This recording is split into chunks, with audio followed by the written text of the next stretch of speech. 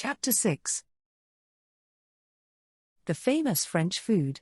12:15 p.m. Saturday 15th of August, 1970. Lucky 8 Casino, Rue du Faubourg Saint-Denis, Paris. Harry Brown does not approve of the French habit of drinking wine all the time, especially not at meals, where it interferes with the great taste of good solid north of England cooking. Amélie, his wife, does not agree. So around noon on Saturday, whilst Marie is struggling with the French legal system, Harry is tucking into Lancashire hot pot all by himself. His meal is interrupted by the unwelcome news that a British lady has asked to see him. Harry doesn't know many Brits who are in Paris just now, and a visit from any one of them means trouble. Well, the trouble is not going to spoil his lunch. A true leader controls time, he does not permit unexpected events to control him. Give her some chips and ask her to play the tables for half an hour. I'll see her in a bit. If she won't wait, ask her to come back another day. 20 minutes later, his hot pot scarfed down, Harry lights a Benson and Hedges and strolls into the casino, where he discovers Aileen Macpherson drooping over the roulette wheel. An unexpected and irritating complication. She'll have come about stout. Again. I'm walking back to the hotel when I spot Valerie sitting by herself at a pavement cafe. I'm meeting the Major at 4 o'clock, but that's hours away. A late lunch with Valerie is just what my tummy needs. Maybe she can help me to get to the bottom of all the craziness. So I say hello to Valerie. When I move to join her, a waiter is instantly there, pulling out the seat for me with one hand and handing me a huge cart with the other. I wave it away. Café au lait et un croque monsieur, s'il vous plaît. I'm proud that I can order my own lunch, not needing Valerie to order for me, even if it is just a ham and cheese sandwich.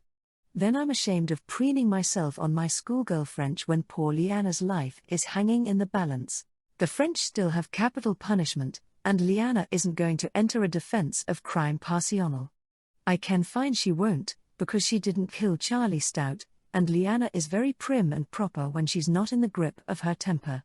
She won't admit to a crime she didn't commit, not her. I think that the best thing I can do is fill Valerie in on what has happened so far today, so I do. She goes paper-white with shock and sympathy for Liana. I'm thinking what a nice person Valerie is when the waiter appears again, putting onto the table in rapid succession some cutlery wrapped in a paper napkin, a cup of coffee, a little sugar bowl and a tiny paper serviette on top of which he places a glass of iced water. How can he do all that so fast without a tray to carry the things on? Valerie, I was wondering, can you help me with this? I show her the page where I've copied the Major's list into my new notebook. The dossier says you were the last person to see Charlie Stout alive, when he was going to the Eiffel Tower. These people were on the train, the dossier says, and they saw Mr. Stout at the station, in the street, or at the hotel. Would you talk to me a wee bit about that? Yes, I will help all I can. Mr. Stout did want to go to the Eiffel Tower. That is true. I did not know the Sûreté have put in the dossier that I am the last one to have seen him alive. The waiter arrives with my croque monsieur, so I tuck my notebook back into my handbag. Yes, there is a lot that the Sûreté don't talk about much, Valerie, even if it is in the dossier. So I hope that whatever you can tell me will help poor Liana. I hope we can get a second dossier hearing if we can bring new facts to light. Marie, there is not often a second dossier hearing, but I will help you all I can. Tears are standing in her eyes at the thought of what Liana is going through. Valerie is such a kind person. I can see that she really feels for poor Liana, whom she hardly knows. Who could have imagined that so much trouble would come from his death? It is too bad that he came here. A spasm of anger? Irritation? Regret? Crosses her sweet face. The odd expression is gone too quickly for me to be sure what Valerie was feeling just then, but something about the way she had looked is a little unsettling. And how strangely she said, "Too bad that he came here." Almost as if she were complaining of Charlie Stout's arrival in Paris, rather than politely regretting his death. So yes, I went to the Eiffel Tower last night, because Mr. Stout asked me to tell him the way there, and also I needed to collect the tickets for our group to visit the tower this evening, so I am going to the tower in my car even without him. We're going to visit the Eiffel Tower as a group tonight. I hadn't known that. It may be useful. The killer may show some sign of guilt. Yes, the group always does. I interrupt Valerie before she can continue, because I'm thinking about the people whose movements the Major had noted down from the dossier files. I don't know all of them. Maybe Valerie knows them. She seems to know a lot of people. Valerie, who are Williams, Orville, and Brown? Do you know? She frowns. Brown, no. Rhys Williams is on our tour. He was in the dining carriage with us on the train. A Welshman. He sat with his friend, Jimmy Orville. Jimmy is a ladies' clothes wholesaler. They live in London. Progress. I remember now that when I saw them on the train, there was something about the Welshman's friend which had brought Carnaby Street to the front of my mind. For the first time I begin to let myself hope that I may be able to notice enough things to find out some new facts, and get Leanna a second hearing. What a good thing that the Major had thought of making that note. Thanks, Valerie. And we know Fergal, of course. Do you have a phone number for him? Could we ring him up and ask him to come down to the hotel to see us? I already have a telephone number for Fergal. I got it from Leanna, but I want to see how friendly Valerie is with him. She laughs. Is there any expat in Paris who doesn't have Fergal's number? He is such a sociable man. Expat is an abbreviation for expatriate. That's the word the English use to describe anyone who lives and works in a country which isn't the same country where that person is a citizen. The English are so much in the habit of taking over the world that it never occurs to them that anyone would use any word for anything except their word. And because it never occurs to them, it hardly ever occurs to anyone else. I suddenly realize that I am an expat now. I've left Scotland and soon I will be living and working in Turkey. And so will Leanna, even if the French do have her locked up right now. I wonder what's the reason Valerie thinks of herself as an expat. She might not, of course. She may just be explaining how easy it is to get Fergal's number. But there's a bell ringing at the back of my mind. I have a notion that this may be important. I almost dig out my notebook from my handbag again, but I need both hands for eating my croque monsieur and I don't want it to get cold. It's so delicious. I'll come back to whether Valerie is a Brit or not later. Mari's mental note: is Valerie a British expat? So maybe Fergal will take a drink with us? Or come with our group to the tower? Both, I should think. I'll ask him. Valerie, it says in the dossier that you went with Charlie Stout to the tower at 8:30 last night? And that you didn't see him again after you got there? That's right. I went straight to the booth to collect our group's tickets, and then I came away. I went home and had a bite of supper. But that can't be right. The train got in at 8:16 p.m. We got to the Hotel Albert around 8:30, and then the check-in queue formed. Yvonne had said that her husband was with her at the hotel just before she'd joined the queue. She was behind me in the queue, and I had been in the queue at least 20 minutes when she joined it, maybe longer. That means that Charlie Stout didn't leave Hotel Albert for the tower until around 8:45, and if the times in the dossier are right, probably he left the Hotel Albert about 8:50. I'm surprised enough to put down my knife and fork and scrabble through my bag. When I find my notebook and dig it out of my bag again, I flip rapidly through the pages to check. Yes, there the times are, set out just as I thought. Well, it's only a few minutes difference, nothing to fuss about.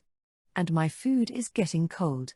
Quickly laying my notebook on the table, I savor another mouthful. Yummy. Okay. So the dossier says you last saw him alive around 9 o'clock. But that can't be right. It must have been 9:15 or later. Yet Valerie is nodding. How odd. Well, she had a lot to do, she was rushing around, probably she wasn't looking at her watch. The last crumb of my croque monsieur is gone. It was the best ham and cheese sandwich I've ever tasted. But it's nearly 3 o'clock now and I want to get to the bank to cash some traveler's checks before I meet the Major at 4, and I still have to pay for my lunch. I need to hurry. So I just make a quick note in the little notebook to remind myself to check the times more carefully later, and pop the notebook back into my bag. Mari's note: check the time tax. Charlie left our hotel. Then I thank Valerie for her company and rush off. She looks rather sad. Harry Brown isn't happy. He puffs disconsolately on his fag, and lights another from its tip. Chain smoking. Amelie would give him what for if she were here. She never is here. Harry does not approve of a wife's presence in her husband's office, and besides, he needs a respite from her nagging. He worries that it was a mistake to give Fergal his current assignment, despite his popularity with the weaker sex. Because Fergal is flighty, lazy, and unreliable. Fergal got Magat away safely, granted. That Scotswoman was eating out of his hand, true. It's not Fergal's fault that the gendarmes arrested her, but he should have finished the job long before that happened. And now Aileen has turned up again, weeping about that blackmailing little sod of a taxman and expecting him to sort it out. As if he doesn't have troubles enough of his own right now, without Aileen asking him to take care of her, just as if it hadn't been 6 years or more since he last saw her. She had been good to him when he was in the nick though, came every visiting day, always remembered to bring him a carton of Benson and Hedges. She never brought him the cheaper brands, even when money was tight for her. So he will take care of her troubles, but later. Now is not the time for complications. Why couldn't Magat have given Fergal a clearer signal? Harry distrusts Fergal's ability to gain access discreetly to room 101. He does not feel good about the chances of Fergal managing to lay his hands on the package Magat hid in one of that teacher's suitcases. Harry feels, in short, that the job is too hard for Fergal. But how hard can it be, for a charmer like Fergal, to gain the trust of a dozy little teacher? I'm keeping my eyes peeled for a bank on my way back to the Hotel Albert, and I soon see a big corner building with the words Banque Populaire in absolutely gigantic letters on its glass windows. The words Banque Populaire are repeated in huge brass letters on the sign above its storefront. Banque is the French word for a bank. When I get inside, I'm relieved to see that the queue is short. They have a little counter to one side where you can write our deposit slips, or in my case sign traveler's checks so that I can cash them, before you join the queue waiting to be served. So I turn towards the side counter and there's Senga. She's holding her book of traveler's checks up to her eyes and peering at them. It's obvious that, like me, she wants to get some French money, but she can't see her checks well enough to be able to sign them properly. I see in a flash that what the major read in the dossier is absolutely correct. Senga is very short-sighted. She's broken her specs, and without them she can't see a yard in front of her. If she broke her specs before the time that Charlie Stout was killed, then she couldn't have been the one who killed him. But after all, we don't know when she broke her specs, do we? She might have killed him, and this might be her cunning alibi. Although if I'd been the killer I'd have made certain that I had a better alibi. Not being able to see is so very inconvenient. Hello, Senga. Oh, hello, Mari.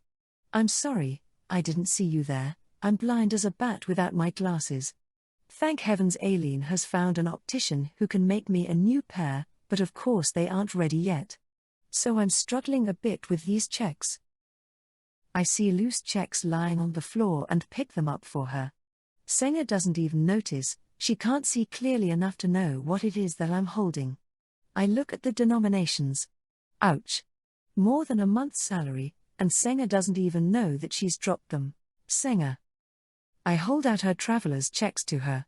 How much money do you want to cash? A few hundred francs, I think. I put a couple of checks on the counter. Then sign these ones I've put on the counter for you. But first put the rest of them in your bag. Senga puts the traveler's checks she was peering at into her handbag, still not realizing that I'm standing there with a fistful of her money. These two. I push the traveler's checks I'm holding into her hand. You dropped them. Oh, Mari, did I? What a lucky thing for me that you're here. I shake my head.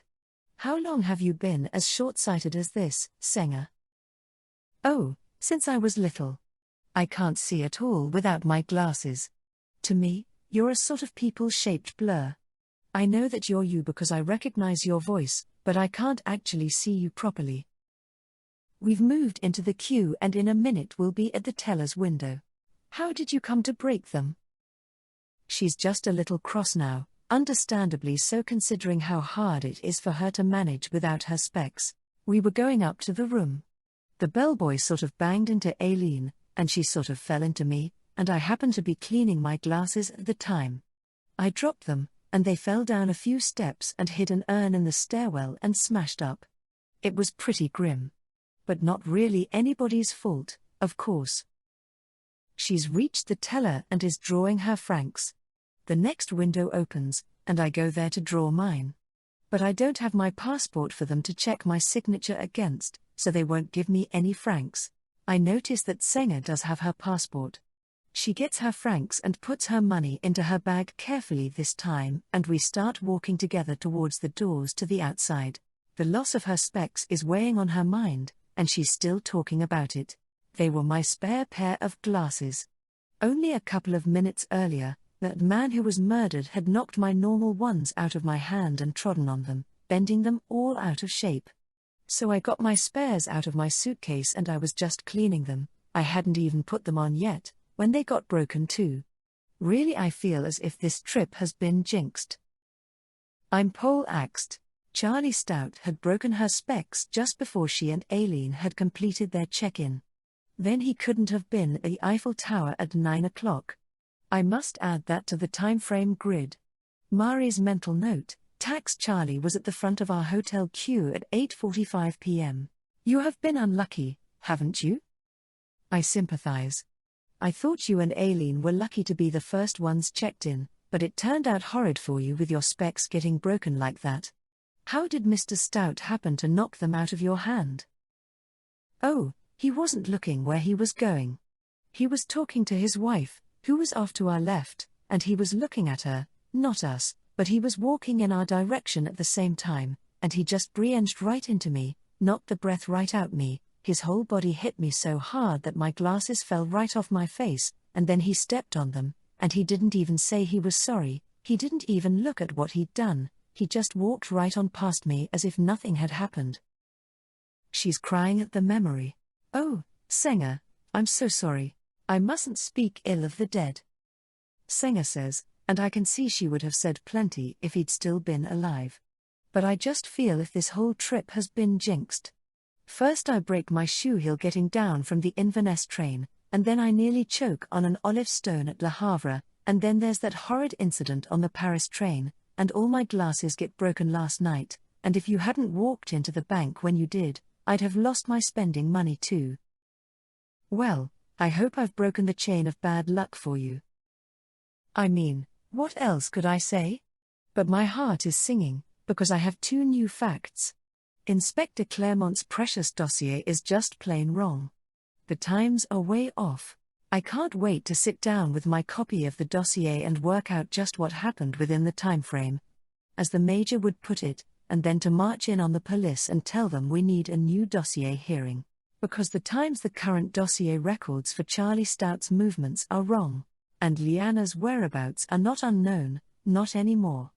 I just want to find someone who saw her so as to be sure to satisfy Inspector Claremont that she was where she says she was. But first I need to get some more francs. I ask Senga how she got her passport back. Oh, the hotel gives it back to you after the police have inspected it. You need your passport for so many things here.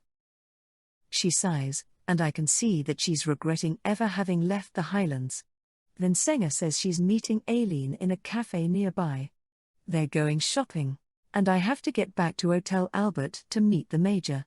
But I'm a bit worried at the thought of Senga wandering around Paris on her own, and her not able to see anything. Are you sure you'll be all right? Where exactly are you meeting Aileen? I'm thinking I'd better take her there, even if it does make me late. But at that very moment Aileen bustles up. There you are, Senga. Why you couldn't have waited 5 minutes until I was done changing my clothes, instead of rushing off to the bank on your own, I do not know. But I can see that she isn't really worried, and she should be. Senga is Aileen's friend and she's all shaken up and not able to see well, so Aileen shouldn't be letting her wander around a strange city on her own. I think to myself that she's not a very kind person. I mean, look at how concerned Valerie was about poor Leanna, who is, after all, near to being a stranger to her. Senga looks sheepish. I needed some air, Aileen. She's quite apologetic as she says it. And I've been all right. Mari came into the bank, and she's been helping me. I turned to Aileen. Senga's been telling me that you found an optician who can make some new specs for her. Terrible bad luck that both pairs of her specs got broken last night. Yes, we were just about to go up to our room. The bellboy was picking up our luggage, when that horrible taxman breenged right into her, nearly knocked her flying, and he did send her glasses flying, and then he stepped on them, the clumsy ox. Unless he did it on purpose, and I wouldn't put that past him, he's such a nasty piece of work, just a wee jumped up Keely. Senga is shaking her head. Aileen, de mortuis nihil nisi bonum. Speak no ill of the dead. So I say, well, it can be hard, Senga, if you've a ruinous tax bill. Poor Leanna got a terrible tax bill from him and look where she is now. Was he your tax inspector too, Aileen? No, I just heard Leanna carrying on, same as everyone else. Personally, I don't believe she killed him. If you're going to kill someone you'd keep quiet about it, stands to reason. But I'm thinking to be so bitter Aileen must have a reason of her own to hate Charlie Stout, and maybe it's a strong enough reason to kill for. Mind, I don't know how she could have done it, because she was in her hotel room with Senga during the whole of the time period that Stout might have been killed. Possibly she had an accomplice. I fish out my notebook and make a quick note to look into it. Mari's note, check Aileen's dossier notes. And find out her connection to Tax Charlie. Then I flip back a couple of pages to show them the page with the Major's note of where Charlie Stout was last seen by whom. Do you know Mr. Brown? Aileen is shaking her head, but of course Senga can't see well enough to know that, and she innocently lands Aileen right in it. I don't, but he was that businessman on the train, wasn't he? Aileen knows him quite well, don't you, Aileen? I simply passed a few words with him on the train, out of common civility. I wouldn't say that I know him. Aileen's tone is cool, but she can't lie her way out of this one, not with Senga standing there with her mouth open. I jot down a quick note. Mari's note, why is Aileen lying about Mr. Brown? Did they conspire to kill Tax Charlie? Well, ladies, I must run. I'm supposed to be meeting Fergal and I'm late. I wave bye-bye and hurry off to our hotel.